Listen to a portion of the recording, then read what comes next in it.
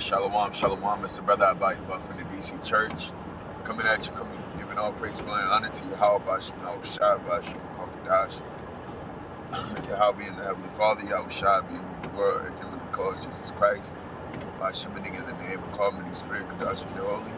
These are the names and the powers that I come to you in order to profess the 100% truth and Lord, so seal the elect's faith. Show you Kabaga, will ever cause you, play your mouth by ice. Be the double honors to the elders and apostles of GMS in these times, whom the Heavenly Father had enlisted the 100% truth to. And Shalom of Barakim of Akanshi, Allah, peace and blessings be upon the elect of the nation of Israel. And to the men out there that's pushing this word in sincerity and the truth, to you I say Shalom of Barakim of Akanshi, Allah, peace and blessings be upon the elect of the nation of Israel. Okay? So, Lucky, I got something in my eye, man. It's close to my eye, man.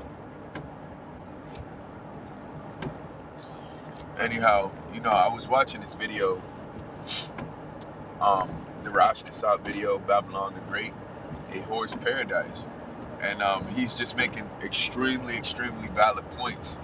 And one of the points that he made me want to make this video because I thought about myself and I consider myself.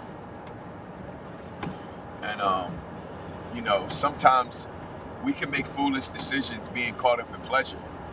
And that's one of the tricks and the wiles of the devil, is that he will use deep, deep, deep pleasurous things to make you make foolish decisions, because you blur the lines a lot of the times. The lines get blurred a lot of the times when you're deep in pleasure, because it's hard for you to see that things could potentially have a bitter end based off the decision that you're making today. Okay? But it's imperative for us to have understanding and to always look and see clearly, and never have blurred lines. And there's a way to perform that. There's a way to do that. But it takes a lot of practice. And a lot of times you're just going to mess up a lot before you even get to the point to where you can clearly see what Satan's doing. Satan will utilize the things that feel the best to you. He'll take that and he'll put it in front of you. And a lot of times, we'll look at it and we'll be like, damn, I think the Lord, which, it is the Lord giving you, a little bit of benefit, and giving you some pension for the work that you've put in.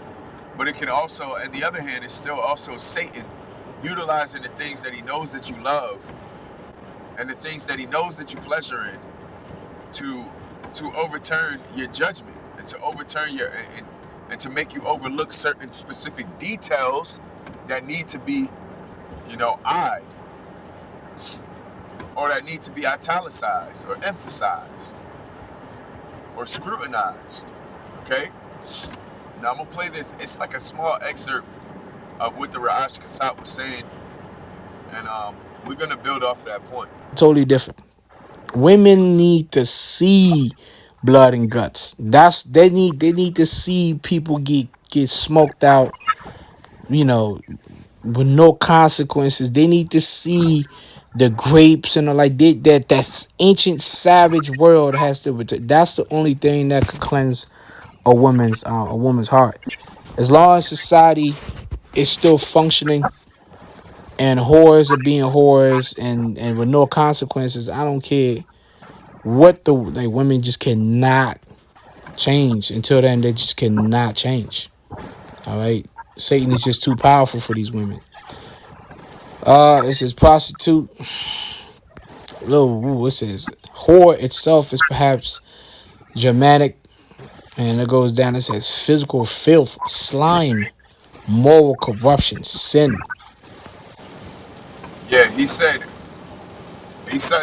basically said that Satan is too strong for the woman, and I was thinking about that, and I was looking at our lives and the things that we do, and really the only way for you to really identify Satan is to know the way in which he's able to access you And it's funny, I was just watching this movie yesterday. It's a movie on Netflix. It's called "I Let You In," or it's something along the lines of that. No, it's called "Talk to Me," which basically, it's individuals just fucking with demons and allowing demons into their vessel, allowing demons into their body. You know, only way for demons to enter into their temple is for these individuals to allow them to enter. Nevertheless, the fact of the matter is being able to identify the ways in which Satan wants to access you. And typically he accesses us through our lusts. Alright? I'm going to get off Bluetooth real quick.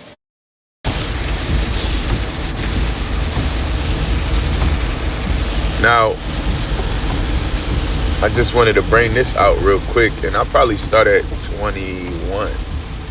It says, if a man therefore purge himself from these, he shall be a vessel unto honor, sanctified and meet for the master's use. Okay? And what is the master's use? The master's use is for us to be sacrificed. Okay? When you go to Romans, the 12th chapter, which, let me actually grab that real quick.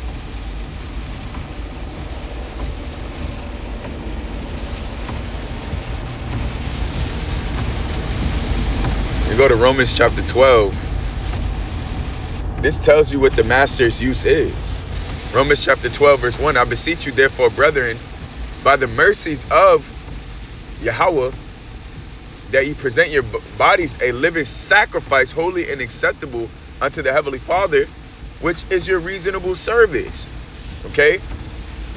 So, and it says what? And be not conformed to this world, but be ye transformed by the renewing of your mind, that ye may prove what is good and acceptable and perfect will of the Heavenly Father.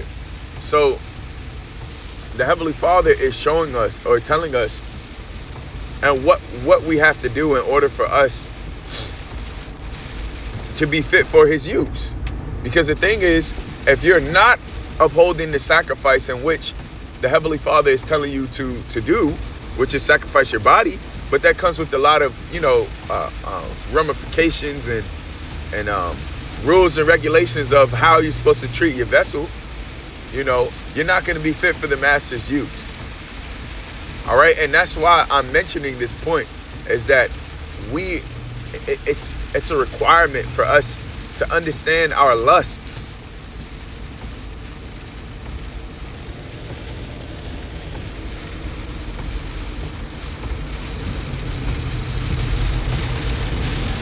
All right.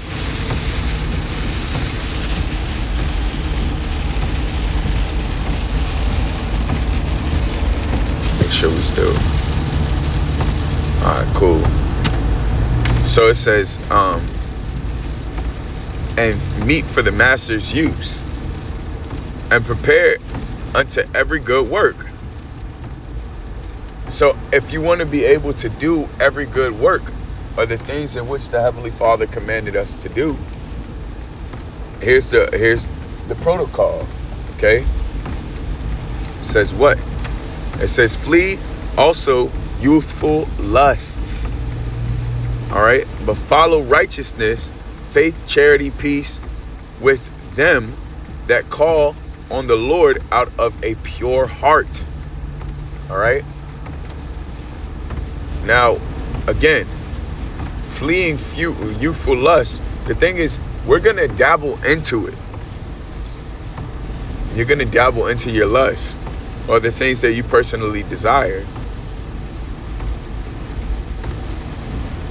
But the fact of the matter is that you are not consumed by that lust. All right? And that's really the point. The point is not being consumed by anything. It's just indulging whenever the Heavenly Father allows it to be permissible for you to indulge. Okay? Now, with all that being said, the main thing I wanted to italicize is just not making foolish decisions while you're in a moment of pleasure, because that's essentially where Satan plays the most. Satan knows how to make, and I'm going to call it all the way straight. He knows how to make a woman act a certain type of way for a duration of time just for you to be enthralled. Okay? But then afterwards, make her act like the complete opposite to confuse you.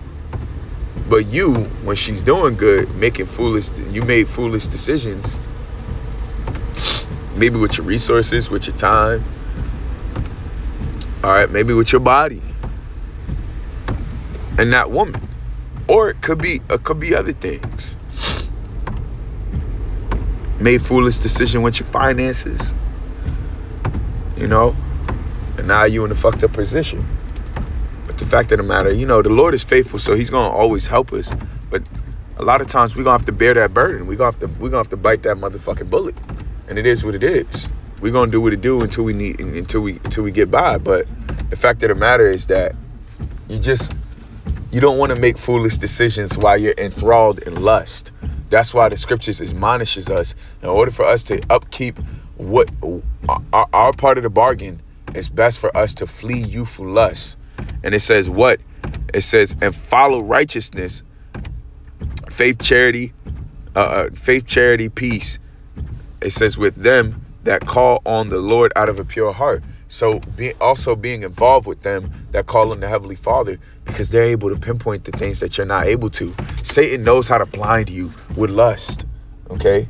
So we have to do our due diligence and being extra careful whenever we're indulging in certain things, So that's really the main point. I don't want to stretch this out. I'm going to give all praise, glory, and honor to Yahweh, Shemel, Shabbat, Shemel, Kokadash, and Kabah, Kabbalah, Bakaza, Queen, Abba, Ait, Shalom, Barak, Mabakan, Shash, Island. Until next time, I can say Shalom.